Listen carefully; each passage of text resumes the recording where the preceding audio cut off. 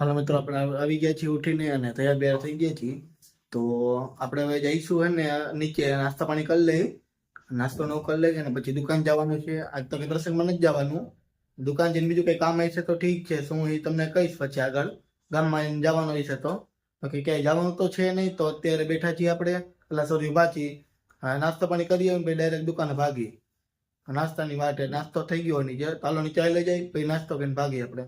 બે ગયા હોય તો થેપલા હે, ચાલો નાસ્તો કરી લઈ પછી જાય દુકાને. દુકાન જવાનું મોડું થઈ શકતો તો નાસ્તો કરી લઈએ આપણે. હાલો મિત્રો, તો આપણે એને હવે બેઠા છીએ દુકાને અને ભૂગી ગયા છીએ ને કંઈ કામકાજ છે નહીં તો બેઠા છીએ એડિટિંગ કરી બધું.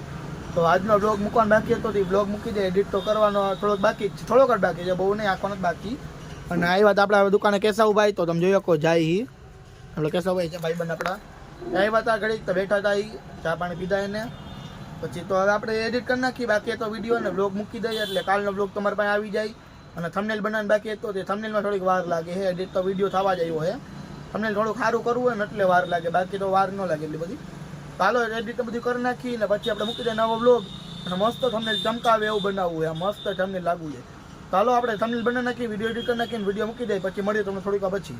આપણે આવી ગયા તડકે ઉભા રહેવા અહીંયા, કારણ કે થોડીક ઠંડી લાગતી હતી એટલે શર્ટ તો પહેરેલું જ છે. તડકે ઉભા રહી ગયા એટલે મેળ આવી જાય ને. સમજી તો તડકો મસ્ત આવે ઉપર અહીંયા. તડકામાં તો ઉભો રહેવું આપણે અંદર હોઈ જાય ઘડીક. અને અત્યારે તો બધા હીટર આવી ગયા એટલે તડકાનું કોઈ નામ જ નથી લેતું. એટલે જાય આપણે અને હોઈ જાય હવે. પેલી વાત ઘડિયા બંધ કરી દીધી સ્વીચ થી એટલે તો હવે હીટર આવી ગયા ને એટલે પછી તડકો હોય ને કોઈ જોતું જ નથી એમ. કઈ રીતે તડકે ઉભા રહેવાનું બંધ કરી દીધું એમ. હરકું આવે ને એમ, કઈ એંગલ હરકું આવે, આમ રાખવાનું, આમ નહીં આમ. ચાલો ઘડીક હોઈ જાય હવે. અને જો બુક વાંચીએ ને તો ઘડીક બુક વાંચી ભાઈ હોઈ જાય ઘડી. અને ઉઠીને ભાઈ 3 વાગે દુકાન આવેલા જવું, 3 પહેલા થોડાક આવેલા જવું એટલે માલને કાઢવાનું એટલે. ચાલો હવે ઘડીક હોઈ જાય, થોડીક બુક વાંચીને ભાઈ હોઈ જાય. આપણે ઉઠી ગયા ને અત્યારે આવી ગયા નીચે. ટાઈમ થઈ ગયો છે તો આપણે દુકાને લઈ જવું, ત્યાંથી સાઈડ ઉપર જવાનું છે. તો આમાં તૈયાર થઈ જાય ભાઈ, ત્યાંથી સાઈડ ઉપર જવાનું આપણે. પાછું વહી ગયા પાઇપને હું કાઢી લઈએ ત્યાં એટલે આપણે ભાઈ ડાયરેક્ટ સાઈડ ઉપર ભેગા થઈશું. પાઇપને નાખવાનું હોય સાઈડ ઉપર કદાચ એટલે પાઇપને હું તો આવી તો ગયું તો ખાલી કાઢવાનું બાકી હતું. તો પાઇપને હું કાઢી લે પપ્પા દુકાને જઈને ભાઈ નથી આપણે જઈશું સાઈડ ઉપર. સાઈડ ઉપર પાઇપ કઈ રીતે ફિટિંગ કરવાનું ક્યાં કરવાનું ખબર નથી કાંઈ, મેં જઈને ખબર પડે તો હાલો સાઈડ ઉપર મળી ભાઈ. તો આપણે ભાઈ પાઇપ લઈને સાઈડ ઉપર અને ત્યાં આપણે પીઓપી વાયરિંગ કરવાનું છે.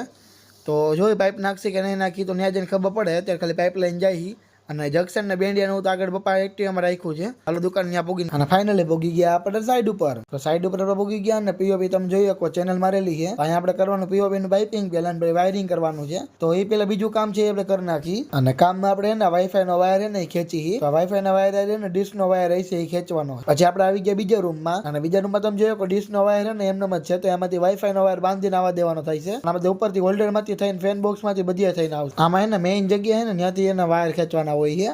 એટલે બહારથી ને વાઈફાઈ નો વાયર મેન હોય ને આવી રીતે ફરતું ફરતું આમાં આવે અને ખેંચવાના હોય. આમાં 4 રૂમ બેડરૂમ છે એટલે 4 રૂમમાંથી આવી રીતે વાઈફાઈ નો વાયર ખેંચવાનો છે.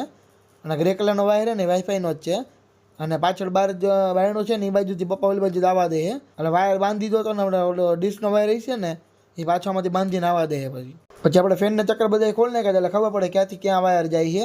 પછી ફાઇનલી ડીશના અને વાઈફાઈના બે વાયર ખેંચી લીધા અને આપણે ટેપ મારીને બૂટી દીધા છે. અને હવે ફેન બોક્સમાં તમે જોઈએ કે બહારથી મેઇન વાયર છે ને ખેંચવાના હોય છે. તો ત્યાંથી ફેન ચક્કરમાંથી જંક્શનમાંથી આમાં બોર્ડમાં આવે અને આ સ્પ્રિંગથી આપણે વાયર ખેંચ્યા બધા. હાલો બધે વાઈફાઈના વાયર નાખી દીધા અને આપણે છેલ્લો રૂમ બાકી હતો એમાં કરી નાખીએ વાયરિંગ. તો આમાં એક વાઈફાઈનો બાકી, ટીવીનો વાયર તો પહેલેથી હોય જ છે. તો આ બધા જો બહાર જો ને એ બધા વાઈફાઈના વાયર જ છે. એ મેઇન વાયર આવે ત્યાં પછી ને વાઈફાઈનું રાઉટર ને બધું ત્યાં મૂકવાનું આવે. આ ફેન બોક્સમાંથી વાયર જાય છે. આપણા ભાઈ રવેશમાં ઉભા રહેવા આવી ગયા અને હવા ખાવા નતા એવા પપ્પા કામમાં હતા ને એટલે આપણે બહાર આવી ગયા. પપ્પાને જ ખબર હોય કઈ રીતે વાયરિંગ ને એવું કરવું ને એમ. આપણે બહાર ઉભા જોતા હતા કેવો ફ્લેટ એને બધા આજુબાજુમાં. તો વળી અહીંયા જોયું ને તો અલગ અલગ ફ્લેટ છે, જોઈ શકો તમે. કીધું આપણે એકાદો ફ્લેટ લઈ લઈ તો કીધું ઘર બરાબર છે. થોડીક વાર થઈને તો ડબલું લઈને આવી ગયો. એટલે ડબલાનું બીજું કઈ કામ નતું વાયર માટે. આમાં એને ભાઈ પાણી મારવું પડે એટલે સિલ્કી થઈ જાય એટલે ત્યાં પોગી જાય. કારણ કે આમાં જગ્યા ને એટલી પાતળી હોય અને બીજા વાયર હોય એટલે તમે વાયર જોઈ શકો ને એમાં પાણી આપણે ચોપડી ને પછી જવા દેવું બારે. અને આ છે બંડલ.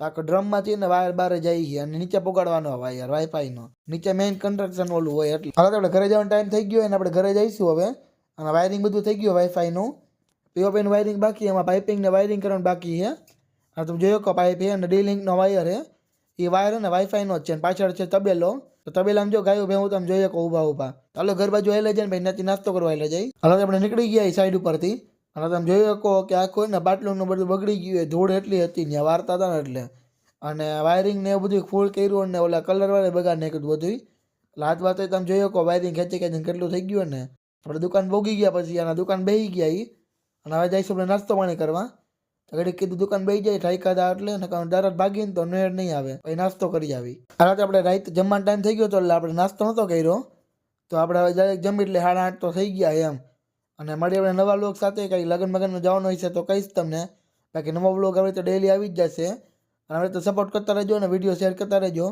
તો મોનેટાઈઝ જલ્દી થઈ જાય એટલે આપણી ચેનલ કલાકો ઘટે પૂરું થઈ જાય એટલે તો ચાલો મળીએ નવા વ્લોગ સાથે બાય બાય